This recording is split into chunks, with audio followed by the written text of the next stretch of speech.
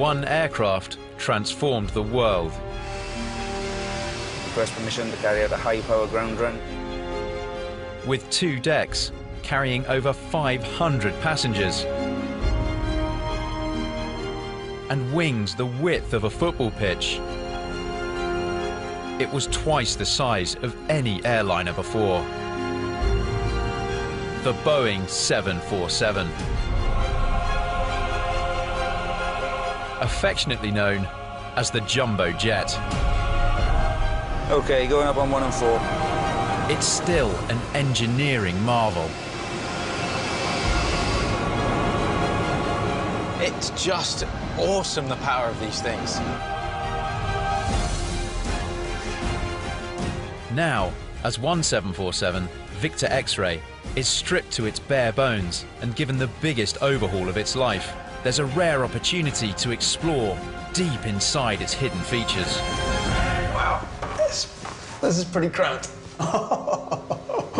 That is massive. A 200-strong team of highly skilled engineers take on the challenge of checking over 20,000 parts of this mighty aircraft. If we don't take that out now, that crack will just run and run and run. Safety is paramount in this finely balanced machine. Every component, from its engines to its kettles, must be intricately examined for damage. The amount of knowledge and experience we need to learn is just incredible. I've got 3 children, they're very proud that Mummy works on airplanes. Well, when you see it barreling down the runway as well, 140, 150 knots, you think, I did them bolts up.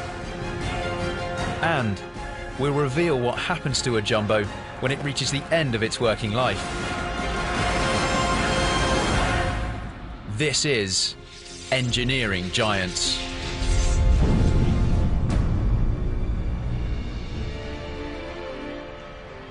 I'm Rob Bell. I'm a mechanical engineer, and I've always loved to get my hands on complex machines to discover how they work. I'm Tom Wigglesworth, an electrical engineer with a passion for big machines. And this is Victor X-Ray, the 747 that's about to let us in to all its engineering secrets. This is the shortest flight this plane will no doubt ever do. It's flying just 132 miles, from Heathrow to Cardiff Airport. And in a few moments' time, this is where the 747 will arrive. This enormous maintenance hangar. All planes are regularly maintained, but every 6 years, 747s come here for a complete overhaul. That means that they're stripped right down. Every part is meticulously checked before being reassembled and sent back out into service. This is the first time that British Airways have allowed cameras to film the complete overhaul of one of their aircraft. And we'll be there for every critical stage in the engineering process. This is a perfect opportunity for me and Rob to see deep within the Boeing 747 and appreciate how amazing these enormous machines are.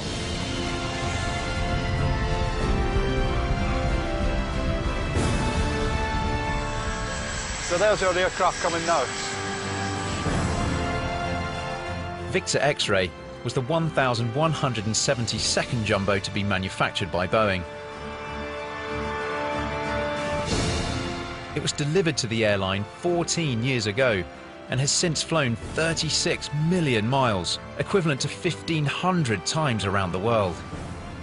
So we have the shutdown checks, please.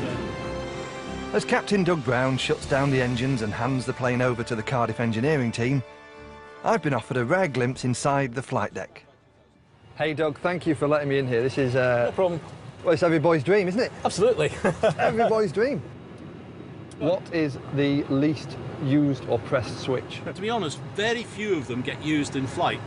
When the 747-400 was designed in 1989, it moved from being a 3-crew airplane with a flight engineer's panel there, which had thousands of buttons, dials and gauges, and a full-time flight engineer, to an automated 2-crew airplane with just 2 pilots. So this is a simplified version? This is, in some ways, yes, but what's going on behind the scenes is quite complex.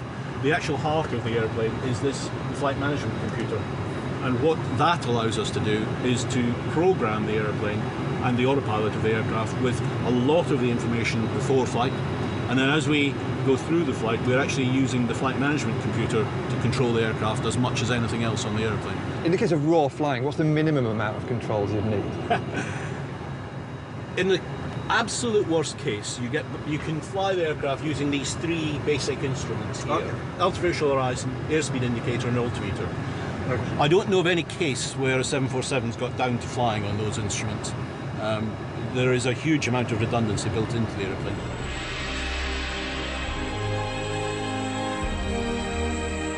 Now, it's time for the £200 million worth of 747 to be carefully towed into the maintenance hangar, where it will live for the next 5 weeks.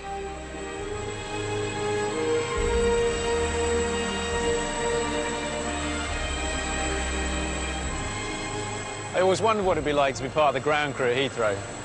I'm guessing getting a bit of a feel for it now.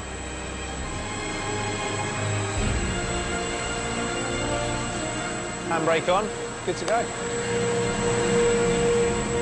Now I can finally climb aboard through what is currently the only way in, a maintenance hatch in the belly of the plane. Welcome aboard, BA Flight 319. Thank you very much. How's your flight? Excellent, thank you. Oh, cheers.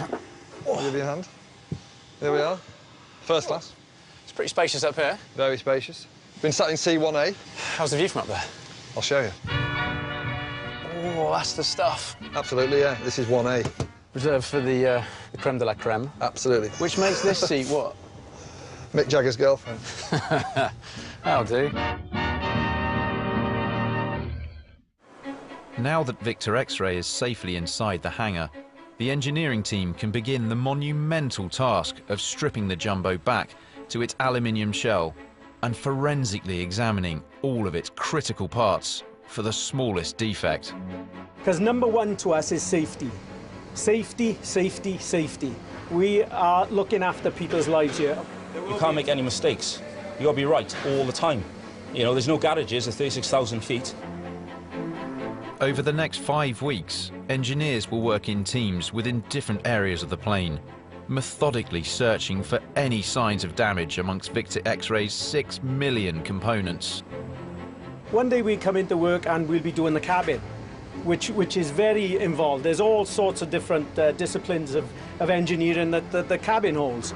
And the next day we could be on the wing. The next day we could be doing the engine runs at the end of the check, which is pretty exciting. This complex operation will take over 30,000 working hours, with the team having to complete 12,000 separate jobs.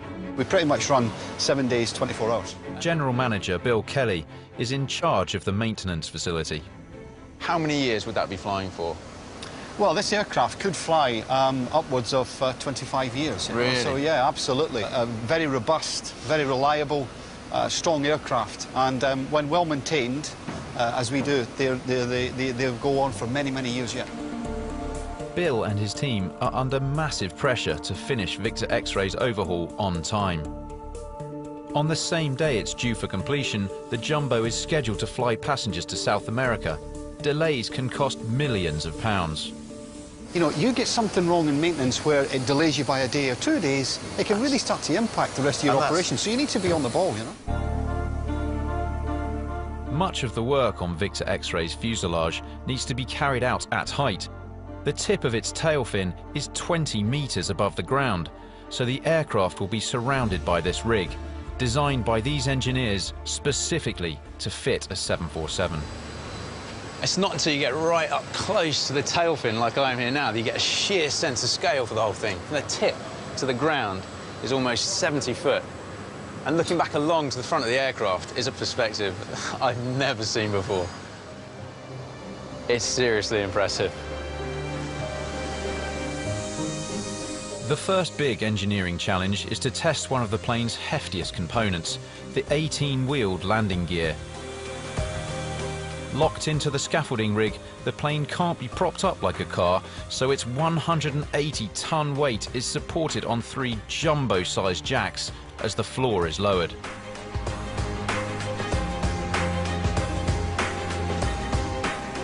So I can see clear ground now between the wheels and the floor. A failure of the mechanical systems that lower the landing gear could be disastrous. So this is the only occasion when engineers have the opportunity to check that the wheels can drop safely if the pilot has to rely on gravity. Whoa, jeez. And here they come. The landing gear weighs as much as a double-decker bus, so if it was simply allowed to fall down, it could potentially cause serious damage. Let's get the front one done. So its mechanisms are designed to offer enough resistance to control the speed of deployment. So now they've dropped. The guys are just giving them a push to get them finally locked into place. If you were in air and you had to do that, the pilot would just kind of swing the plane a bit and get them to swing out and lock. And for the back gears there, the air pressure that's flowing past it would lock those back into place. What are these two plates at the top here? Well, on the nose wheel, you've got no brakes. Okay. So when the aircraft takes off, the wheels are spinning pretty fast. So those are basically big scuff plates. The tyres will hit them, and it just slows them down and stops them. Okay, okay. Inside Victor X-Ray, the cabin team are preparing to strip out all the seats. Melanie Gedders and Janice Nash are among a growing number of female engineers working at the facility. You say you work for British Airways, everybody knows the label, the brand, and they assume that you're cabin crew, you know? They don't naturally assume that you work in engineering. So it's something to be proud of. I've got 3 children, they're very proud that Mummy works on airplanes and fixes airplanes, so that's definitely one to tell the kids. Brilliant. Yeah, you go home from work one day and all your friends saying, well, have you been stuck in the office? And then you go home and say, I've been walking the wing today, and they're like, wow, it's great. Through rigorous training, engineers must learn every facet of the 747. Stan Williams first worked on the Jumbo 19 years ago, and flying on one has never been the same since. I'm listening for everything. You listen out. You can't help it. I wish I didn't. Sometimes I'll put headphones on because you don't want to hear. There's lots of noises, different noises that go on an aircraft when it's in flight. And but you can't help it. It's in our blood, if you like. Before everything disappears from the cabin, This is the CSD's office. cabin crew member Becky Wadsworth has agreed to reveal some aspects of working on a 747. She spent over 10,000 hours in the air on planes like Victor X-Ray, where space is extremely tight. These are the ovens. These are the ovens, Yeah. OK. On an average flight, Becky and her team will serve 300 passengers over a ton of food and drinks. Is it true that when there's 2 pilots on board, they have to have a different meal? That's absolutely. So, you know, should there be something wrong with the chicken, for example, then you don't want them both coming down ill with the same things. And it's those little flashpoints that, I mean, who decides first? It's normally the captain. Captain first, co-pilot gets what's left. Absolutely. I mean, the captain will often say, you choose first. Oh, what a lovely English tradition. A 14-hour flight in cramped conditions is hard work. Well, you would hope that they would discuss it. So today's 747 crews are able to use a secret compartment above the passengers' heads. At the stairs, here is the crew rest area. Space is of a premium, isn't it, up here? Absolutely. Cosy. Oh, wow. So what's the longest flight you do? It's about sort of 14 hours from Singapore. And in that time, then, how long would you get to spend enjoying this luxury? You'd get about, sort of 3.5 hours rest. So I think what you also should have is a little button to call a member of the public up to help. Back down in the cabin, the next test is on a critical safety component that airlines hope their passengers will never see. Go on. Whoa! That was impressive. Failure of the chutes is not an option. With lives depending on them, they must inflate within seconds and stay inflated. So all 12 chutes are sent to the interiors workshop for rigorous testing. Wow, it's huge. Here, specially trained engineers like Michael Wake ensure that the slides are leak-free and inflate at incredibly high speeds. Basically, they've got to open up within a certain time limit, Okay. which on these particular unit is 3 seconds. Okay, so what's the process behind inflating one of these rafts, Mike? The door open. Yep. And then the cylinder then charges 300 psi. And that's this here? Yeah. There's a huge technical challenge with the inflation of such a large device. To inflate something the size of an aircraft life jacket, a small canister can provide enough air. But the same system would require a 3-metre-long canister on an escape chute. So instead, when triggered, the canister of compressed carbon dioxide and nitrogen delivers only an initial boost. The clever technique is that these gases are forced through a narrow gap, which causes them to accelerate rapidly. This acceleration creates a vacuum that then sucks in enough ambient air to inflate the entire slide in 3 seconds.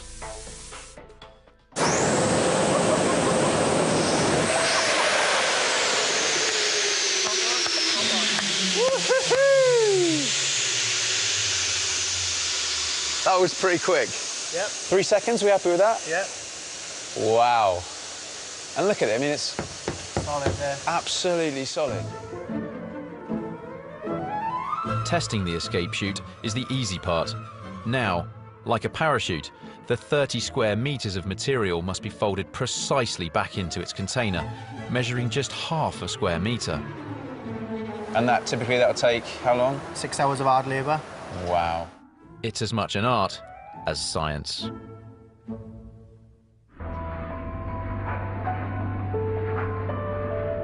It's all too easy to take flying for granted.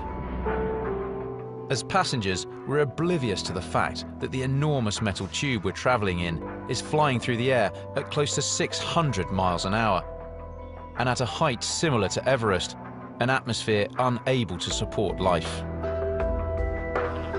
Engineer Gavin Beverstock is showing me how Victor X-ray pumps air from its engines into the cabin to create an atmospheric pressure similar to conditions on the ground.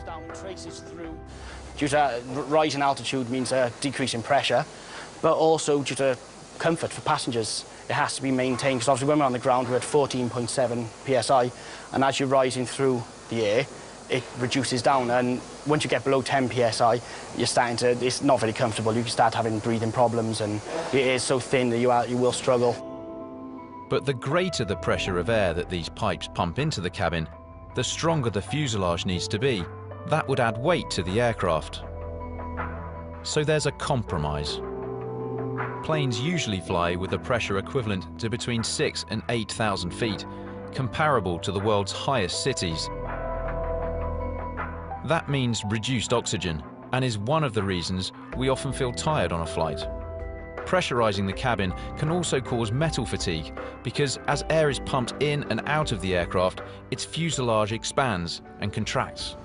You can see all the dimples along the skin of the plane, which when it's pressurized up in the air, all gets smoothed out. It's a pretty amazing bit of engineering, but this frequent flexing of the fuselage can cause cracks. It's one of the major reasons why Victor X-ray is undergoing this intensive operation. In order to thoroughly examine every inch of the airliner's internal shell, engineers have to remove almost every fixture and fitting inside the cabin. Some 747s can take over 500 passengers, but airlines can use tracks in the floor to choose their own seating plan. On Victor X-ray, Mick Gregg and his team must strip out 299 seats. Mick, with the right Allen key, to just sort of steal yourself a bit of extra leg room in flight, would that... Yeah. No, it wouldn't. Not unless you got a ham and a drift with you as well. You'd never get past security, would No, you wouldn't. They are light. They're lighter than a settee, aren't they? Yeah. There you go, Tom. Done. Once removed, Victor X-ray seats are sent to the interiors workshop to be reupholstered and put through their paces by veteran seat tester Mark Jago. So is it your job then to sit in this chair, watch a few films, play a few games, and then say, yeah, we're good? Yes, it's a terrible job, but somebody's got to do it.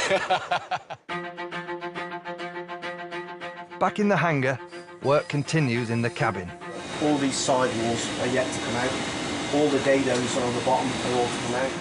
300 floor panels must be removed. All the centre trough area there gets reworked. 180 window protectors and blinds taken out. and 140 sidewall panels stripped off. This is the skeleton of the plane here. This is the, behind here, that's the framework. Aluminium frame? Yeah, it's all aluminium. Won't have steel. Steel's too heavy. You want your aircraft to be as light as possible, don't you? And that installation is pretty vital, isn't it? 'Cause it's sort of minus 50 degrees outside. Yes, it is. I believe it's about minus 56 degrees, around 30 to 35,000 feet. And that's enough to protect you from that minus 50 odd outside. It's 2 days into the overhaul, and most of the first-class cabin fittings have been removed. The team can now begin the painstaking task of searching every inch of the internal frame for the smallest of defects. And lo and behold, we found a little crack down in the corner, which we're going to put right, yeah. Your favourite seat, 1A? 1A is my favourite. Shift manager Paul Thomas has discovered a minor crack in one of Victor X-Ray's floor supports. Which is right in the corner. You can see the telltale, and it runs right to the corner. They normally emanate from fastener holes, so a rivet, and then run out. Or sharp edges, you know. Or... Yeah, well, you can see the line of this tracking. So, yeah, we pretty much got to replace that part now. And you visually inspect the whole structure? Absolutely. If we don't take that out now, that crack will just run and run and run and run and run. So we found it now. So the floorboards will come up. We'll de-rivet all this area. Just for that, I mean, that... Just for that small little crack. Yeah. Reassuring, yeah? It is reassuring, but yeah, because I mean, my car is, you know, call that a crack. I'll show you cracks. No laybys at 38,000 feet, I'm afraid. There are no laybys in the sky. There are no laybys in the sky. Absolutely. Yeah.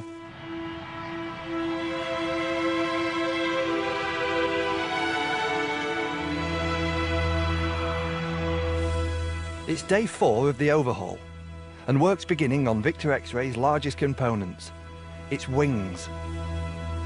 Really, from wingtip to wingtip, we're looking at about 211 feet. So a huge wingspan. That's about a football pitch, then? About a football pitch, yeah. Overseeing the work on the aluminium and carbon fibre wings is shift manager Chris Morgan. Obviously, they're very sturdy, but there's quite a bit of movement, isn't there, in the actual... Yeah, so, I mean, if you can see this movement here now, you get a total displacement up and down is about 32 feet. That's because you don't want a wing to be rigid. They need to allow for turbulence, they need to allow for airflow. How air flows around a wing is crucial to achieving flight. And yet, incredibly, even among experts, there are different theories to answer the question, how does a plane fly? And most people have that question answered with Bernoulli's theory. And Bernoulli's theory suggests that air going over the top of the wing has to travel further than the air underneath. Because it's got to travel further, it speeds up. Because it speeds up, the air particles spread out and diffuse.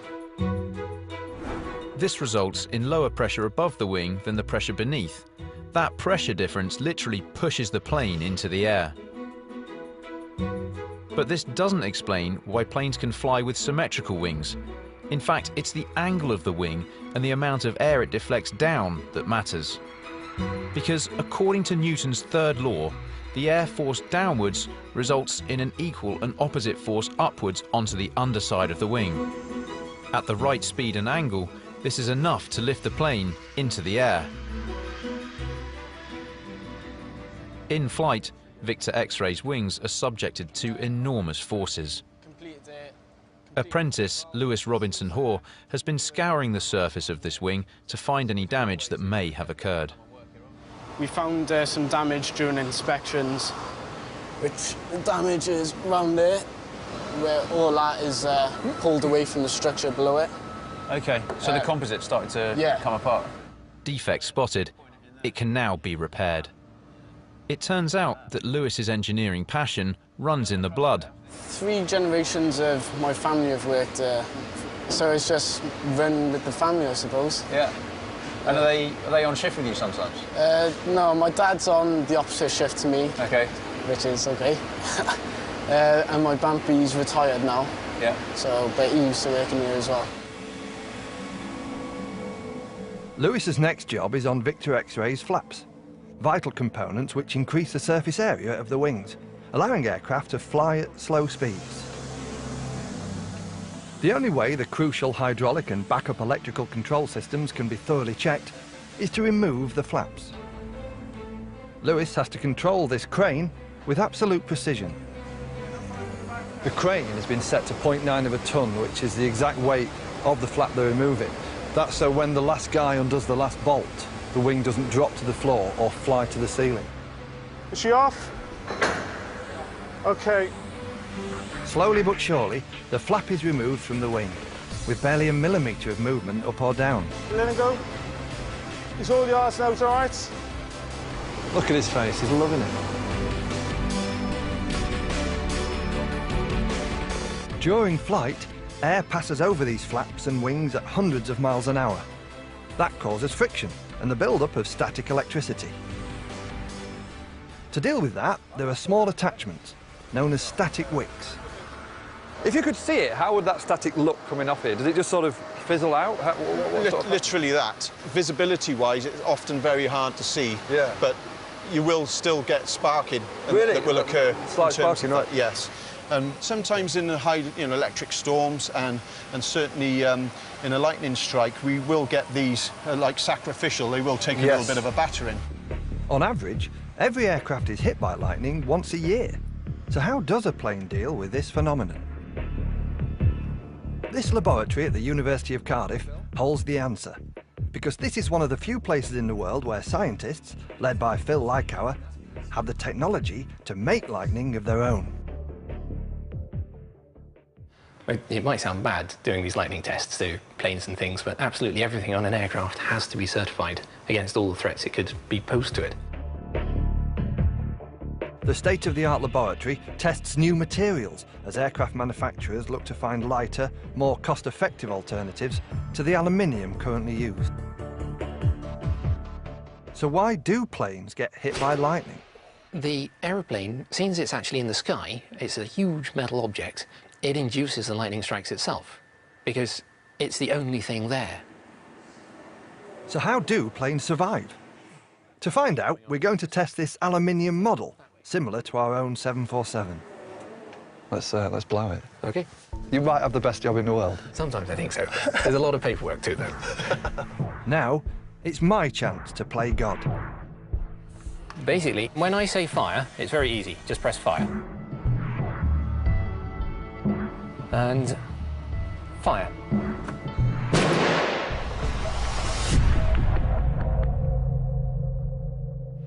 So as you see, the model aeroplane survived. It did. It looks perfectly intact. Everything and everyone inside a plane's protected by the aluminium fuselage, which is a good conductor.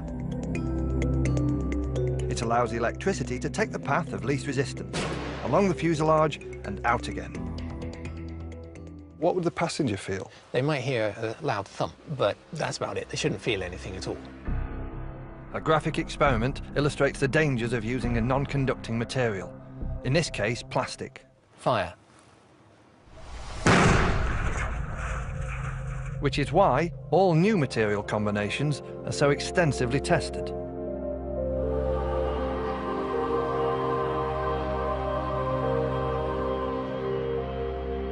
Back at the hangar, work to strip back the 747 continues. Today, engineers are about to reveal one of the parts of the plane that the public never sees. The nose cone, or radome as it's known, shields the aircraft's weather radar, which needs to be checked for corrosion. And it works on the radar principle, which is like a complicated echo. It fires out radio waves in a very, very fine focus. It fires a beam out and then listens to that beam coming back, which will bounce off any clouds or anything that's up ahead. And that information is fired out at different angles to allow a huge range of sight, which is fed back to the flight deck so the pilot can take whatever action he needs to take. Victor X-ray is now a week into its overhaul, and next, its most valuable components are about to be removed for closer examination. It is a big moment indeed. They're actually taking the engine off the wing. These things cost about £8 million each. The last thing you want to have happen is it come crashing to the floor. As experienced as he is, it's a nervous moment for team leader Scott Kroll. Like I started as an apprentice 10 years ago, and I've worked my way up to team leader. But I mean, even as a team leader now, the amount of knowledge and experience we need to learn is just incredible. And I think that's what keeps me going. Generating over 60,000 pounds of thrust, an engine exerts enormous pressure on the mounts that hold them in place. It's crucial that engineers remove the engines so they can examine these fixtures for signs of wear. The pylon is that big bracket, if you like, you can see, which connects the engine to the wing. The engine to the pylon itself has got 8 bolts. 8 bolts? Yeah, so just 4 at the front and 4 at the back. And that's what the boys are undoing now. They're undoing the forward bed. The 8 bolts are crucial in holding the engine in place, so each one will be sent to a laboratory and tested for weaknesses. It is, yeah. These all get sent away now, NDT'd, but we'll have a new set going back on. NDT'd, non-destructively tested. Nice. Maybe X-rays. Yeah. Yeah. Ultrasound. Dark for any ultrasound, of course, maybe, looking inside, yeah. For the drop, the 7-ton engine is supported in a sling attached to the crane. It's an impressive operation to make sure this is all rigged up perfectly well, that nothing can go wrong. Yeah. You'll just be pushing it. Is it? I mean, it's heavy to push, or once now it's suspended, it's quite free? We're just supporting it. Obviously, we try not to.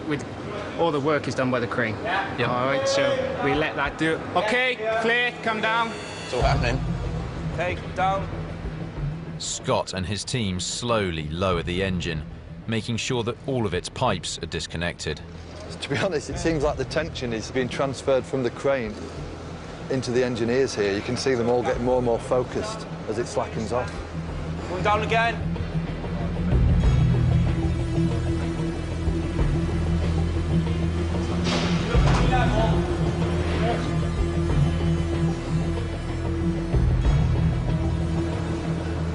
I don't think even steel toe caps would withstand the force of one of these coming down.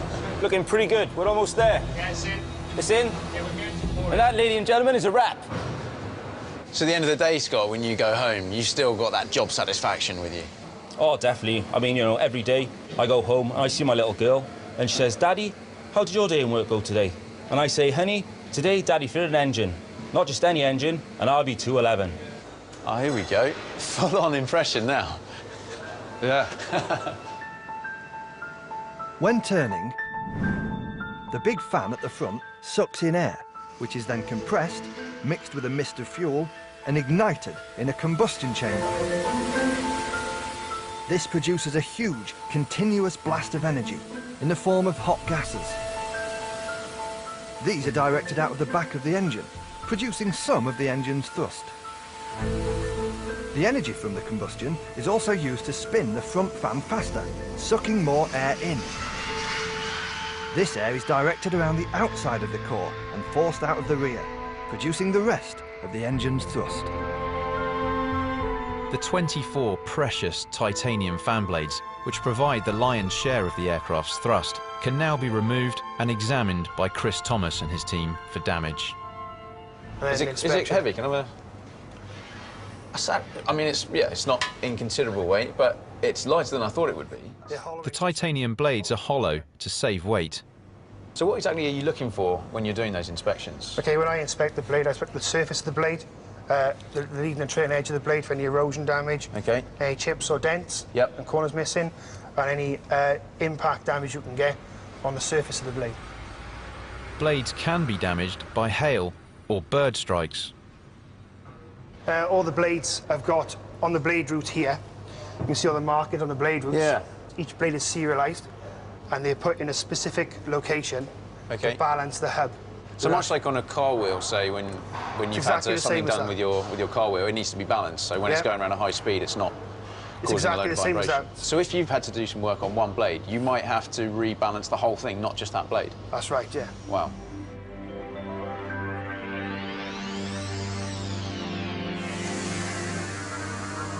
Fully loaded, Victor X-Ray needs approximately 120,000 horsepower from its 4 engines to get into the air. That's similar to the power of 1,000 family cars pulling this plane off the ground. It's just in through this hole here? Just in through that hole there. This one here? That one there, yeah. And generating that level of thrust is thirsty work. Wow, this is pretty cramped. I'm crawling up into the bowels of the 747 with engineer Phil Taylor. He will spend over 2 weeks looking for leaks inside the aircraft's labyrinth of fuel tanks. So Phil, this is It's the main tank here. We're in the centre wing tank, which is situated between the two wing sections. Above you is the cabin area with the cabin seating. Okay. And you're in the forward mid-section of the aircraft, basically. It holds 65,000 litres. 65,000 litres? Certainly. And is that all in this bit here? No, this is one compartment of 6 compartments going towards the rear of the aircraft. But there's more than one tank on a plane? There's 8 in all. So how much fuel are you looking at there across all of it? The fuel quantity for the whole aircraft is 216,000 litres. Well, that is massive. I mean, your average size car is what? I don't know, 60 litres, something like that? 60 litres, so approximately 3,500 cars you could fill with one jumbo full of aviation fuel. Victor X-Ray is now 2 weeks into its 5-week overhaul, and so far it's on schedule. Engineers have completed over 5,000 of the 12,000 jobs that need to be done before the 747 can be classified as airworthy again. In the cabin, the last remaining floor and wall panels need to be stripped, along with a toilet module. No, I'm good to go, Mick. Right, OK. I've been roped in to help. OK. Stinks, Mick. Did tell you that. Woo! Oh. Now, Mick, on a lot of old trains, I know that anything that was produced would just be dumped out onto the track. And from that, I think there's developed a sort of urban myth that suggests the same happens on planes. Has that ever been true? No, it ends up in the aft freights, which is right down the back of there. Right. Got 4 tanks. I last met Mick removing all the seats. And I wondered if working on aircraft for 19 years made him feel more or less comfortable about flying in one. I love flying anyway, so I mean, it doesn't bother me in the slightest. Yeah. I've always loved flying. The wife doesn't like flying at all. Oh. So, I mean, we'll go on holiday to Lanzarote or something like that, yeah. And we sit there and the flaps will go down, and I'm sort of there, I'll go... Just grip in your hand. That's the flaps going down. And she'll go, shut up, I don't want to know, I don't want to know. Really? Yeah. In an industry where safety is paramount, even a toilet is a highly engineered piece of kit. As an electrical component that could cause a fire, it has to undergo stringent tests before it's passed fit to fly.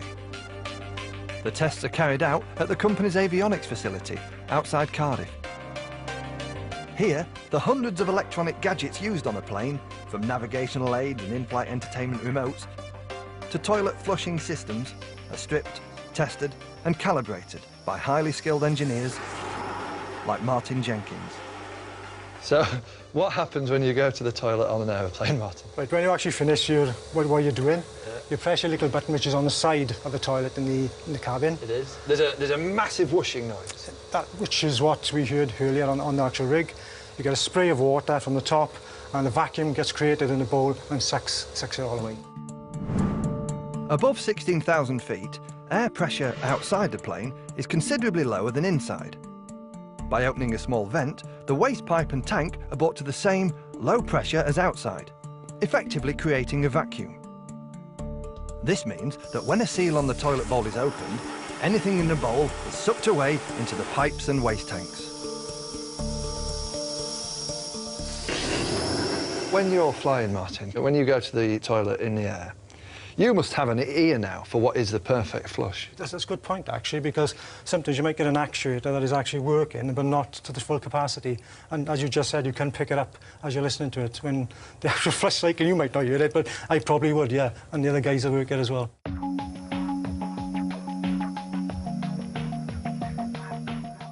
Although it might seem over the top, this level of testing's not without good reason. On a flight, electrical power's at a premium, so even the kettles are tested to make sure they don't use too much electricity and take it away from a more important system. Engineer Simon Orcock is currently checking that these kettles draw the correct current while taking the exact time to reach the precise temperature to make a perfect cup of tea. We boil it at 83 Celsius plus or minus 2 Celsius. The board of tea tasters have decided. If you get a packet of say, PG tips or whatever, then it says boil a kettle. It says hot but not boiling, doesn't it? Yeah. Oh, it's amazing. Even the kettles are over-tested. Yeah. When the 747 flew for the first time over 40 years ago, Many of these devices being tested here hadn't even been invented. As technology has evolved, manually controlled cables and pulleys have been replaced by computer-controlled electronic signals transmitted by wires. Beneath Victor X-Ray's passenger compartment is the cargo bay, surrounded by the 172 miles of wiring that connect all the plane's complex systems. Just looking around, there are miles and miles of wiring here. Many of these cables flow from the pilot's controls to these vital computers, currently being examined by avionics engineer Nick Jordai. The first 747s were designed back in the 60s. I presume those wouldn't have had any of this? No, the racks were built, but it had totally different boxes on. The boxes were much more primitive than they are now. So how would what these boxes do now have been done back then? Well, a lot of the functions done by these boxes used to be done by the flight engineer. That role's redundant because of these guys? Done by them, yeah. As a thought. Machine taking over man's job. It's now just 3 weeks until Victor X-Ray is due to fly again. As it's been stripped bare, I've been able to see how the aircraft's intricate flight controls work, delved inside its complex engines and experienced the impressive mass of its landing gear as it was tested. But could the plane's computers I've just seen control all of these without a pilot? I'm really interested to see if it could actually fly itself. I'm heading down to London to see pilot Doug Brown, who flew Victor X-Ray to Cardiff. He's going to demonstrate a 747's autopilot in one of the airline's £8 million flight simulators. Right, I'll just give you a chance to fly the airplane manually for a little while. As we're climbing away. Progressing away. And then what we'll do is we'll put the autopilot in, we'll bring it round and we'll do an automatic approach and an auto land onto this runway. Okay, so essentially there are 3 planes to be thinking about. One is pulling back to be able to lift off vertically. You've got the steering and the pedals to keep yourself down the runway on that plane. But then you've also got on this horizontal level as well to keep control. What does this control? All 4 of the engines. So engines 1 to 4, forward thrust on there, and you can see that the engines spool up. Oh, here we go. It's actually on there. Yeah. Okay. Now I'm going to put full power on.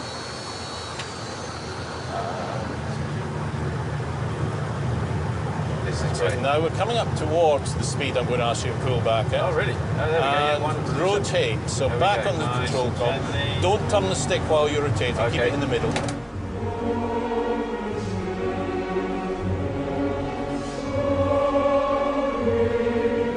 That's nice. A bit further, I'm going to select the landing gear up. This is amazing. This is amazing. Once up, it's a tight 360-degree turn so that we can simulate an automatic landing. Can you see the airfield ahead? I can, straight ahead, yes. We're going to let the autopilot run through and we'll go right through to an auto land. Would autopilot be able to do that itself? The aircraft will land itself if the pilot has set it up properly to do so. Fine. The autopilot is now controlling the 747's approach to the runway, altering the pitch and direction of the aircraft. It can also control the level of thrust. But the autopilot cannot extend the wing flaps, which slow the aircraft down, or deploy the crucial landing gear. 50. Now it's going in. You see it? 30. Okay. Only then can the 747 land itself, although the autopilot cannot apply the brakes. So now you stick the reverse thrust on? We do. Okay. And that? A little bit of brake.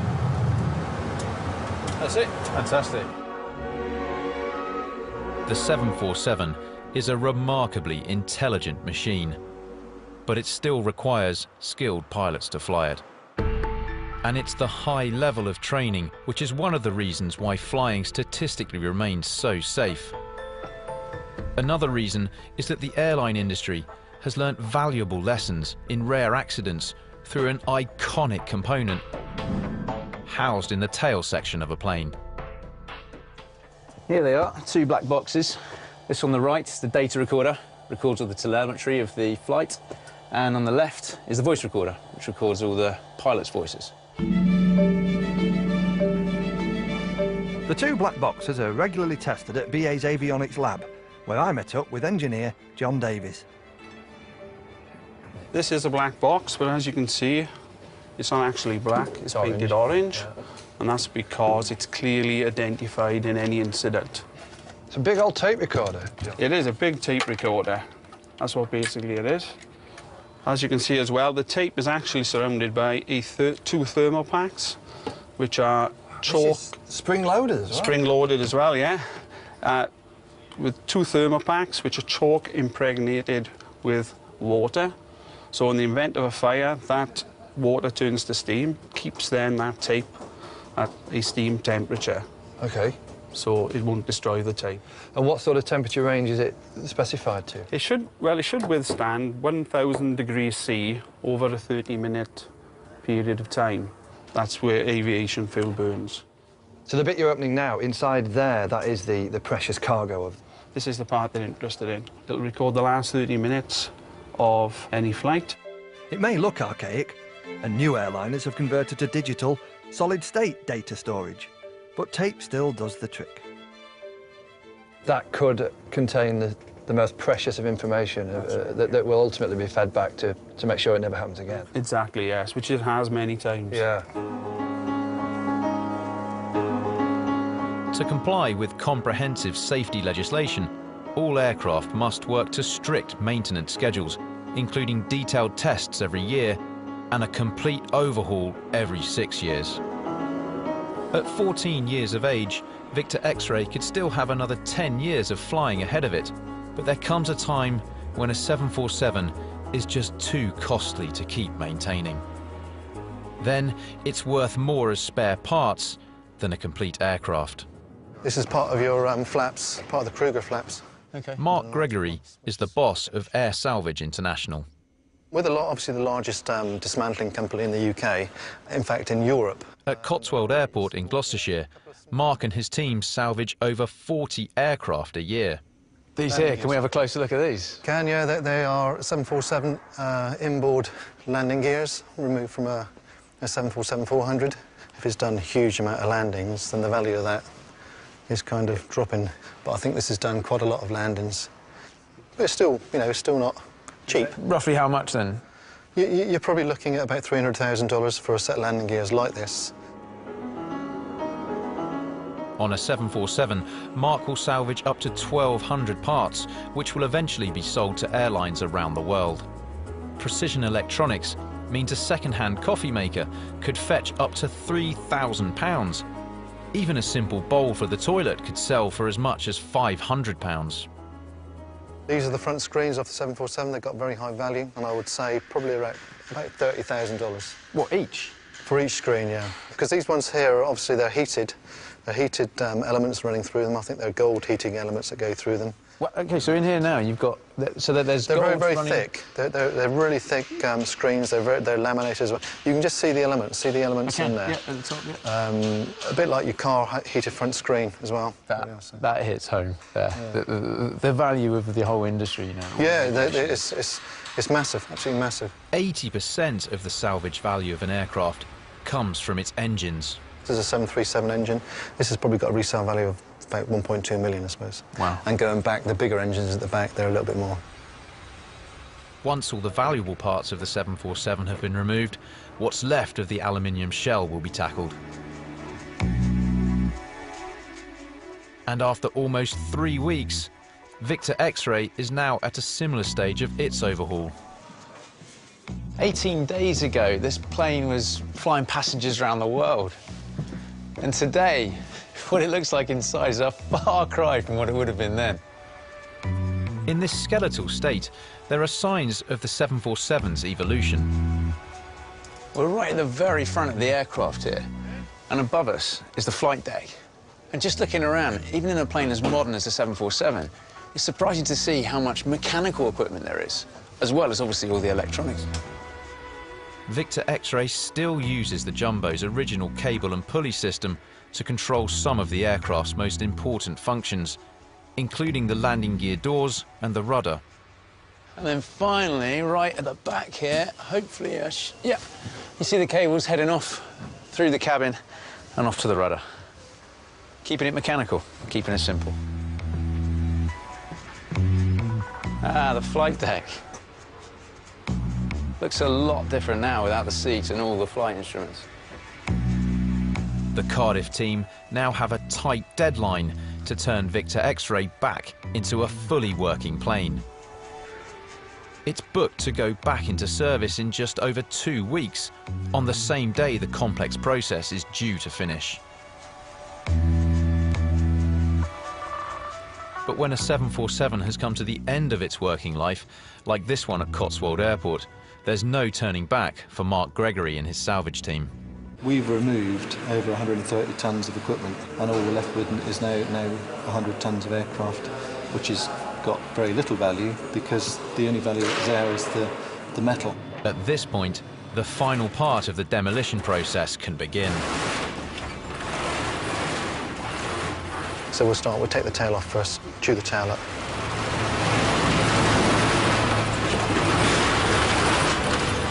And then we'll work forward. And the outboard of the wings into the fuselage.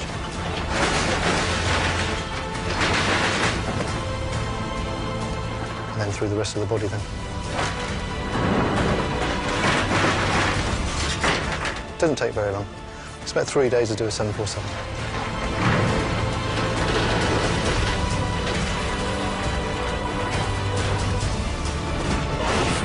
It really is all the guts and the veins and everything just being pulled out of the whole machine. Look at that. Very soon, this 747 is nothing more than a heap of scrap metal.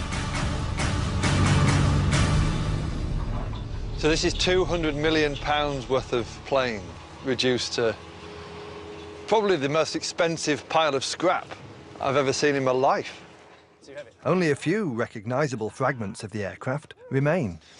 So this is a leading edge, and this is... That's aluminium. Well, here you go, you can see it here. Yeah. It's thin, but pretty... I mean... Takes some battery, though, doesn't it? Yeah, that's pretty durable. Then as the wing moves back, it doesn't need to be as strong, so they make it out of this lightweight stuff. There you go, yeah. Engineering being led by nature, isn't it? Honeycomb. Look at this, though. You can see the thickness. It's so thin. It's like that. Some 747 flight decks are spared demolition to be used as the shell in the construction of flight simulators. Wow. Oh, yeah, this is a bit different. It's like a relic, isn't it? Look at that. This is proper kind of aviation history, how it all used to be. All these controls here is where flight engineer would have sat when you needed one. Obviously, on Victor X-Ray, that's gone now. The remaining carcass of a 747 like this still has a recycling value worth up to £35,000. And although it's no longer pure enough to be used again in aircraft construction, as recycled aluminium, it does get to live another day. Once they've separated out the aluminium, it'll be sent away, smelted down and recycled, meaning what was once a fuselage of a 747 could be your next fizzy drink. Or even the frame of a bicycle. We're on our way back to Cardiff, where Victor X-Ray should now have been given a new lease of life. Last time. Last time indeed. It's heading out. Tomorrow evening, it's due to head back into service.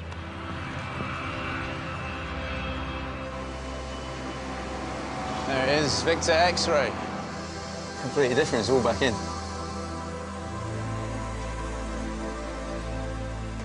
It does smell new. It does smell new. Last time I was here, this was all completely open. Yeah. It's all on again, the screens are running, good.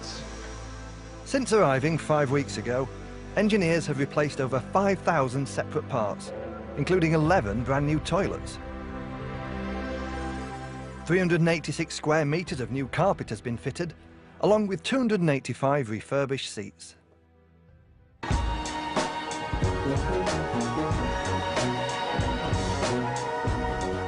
And there are 14 brand new first-class seats, for passengers paying upwards of £5,000 a flight for the luxury. Wow. Oh, wow. Hey. Oh. Oh. It's mad to think it does all this and it flies. In just over 24 hours' time, these seats should be occupied by paying customers en route to South America. So now, for the first time in 5 weeks, Victor X-Ray is towed from the hangar for the final critical tests that need to be carried out to ensure all the parts of the aircraft, including its 4 engines, are working.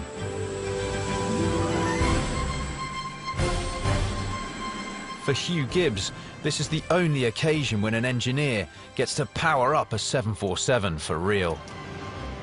So will we be moving anywhere when you put it up to almost maximum thrust? No, we've got the brakes on, and but we can't do more than one engine at full power at a time. We have to do them one at a time. Really? So if you had all 4, we'd be taking off through the middle of Cardiff Airport? Yeah. Request permission to carry out a high-power ground run. OK, going up on 1 and 4.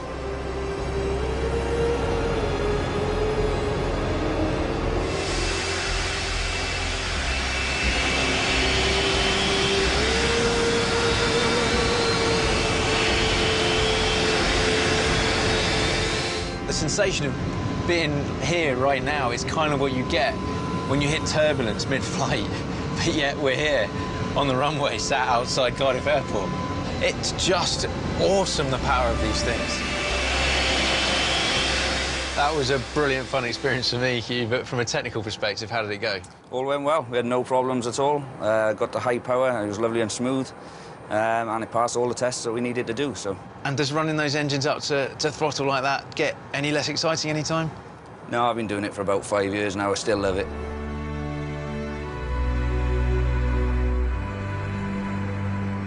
The following day, and on time, Victor X-Ray is ready to bid farewell to Cardiff. For the engineers, this is the moment when all the hard work pays off. Quite rewarding, you know, job ownership, you know, especially if you've been on it from start to finish and you think, you look back, I've done that, works, and well, when you see it barreling down the runway as well, 140, 150 knots, you think, I did them, boxer. You know, I've been in the industry for 20 years, and you'll never lose that pride and that feeling inside that, you know, you've been part of producing that product and keeping it safe. And obviously knowing that when the aircraft returns to Heathrow, the customer is then sitting on that aircraft and you know you've done your job well. After 5 weeks, over 30,000 working hours, and 12,000 separate jobs, Victor X-Ray is ready once again to take to the skies.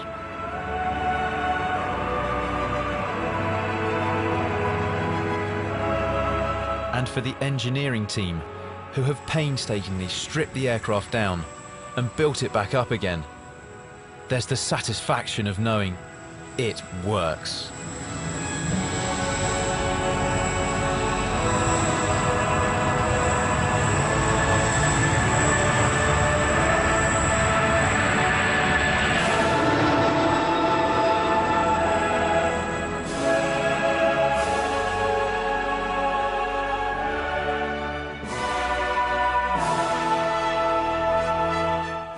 James May has some things you need to know here on BBC HD this evening at 10. But first, we're driving one of the world's most dangerous roads. Next.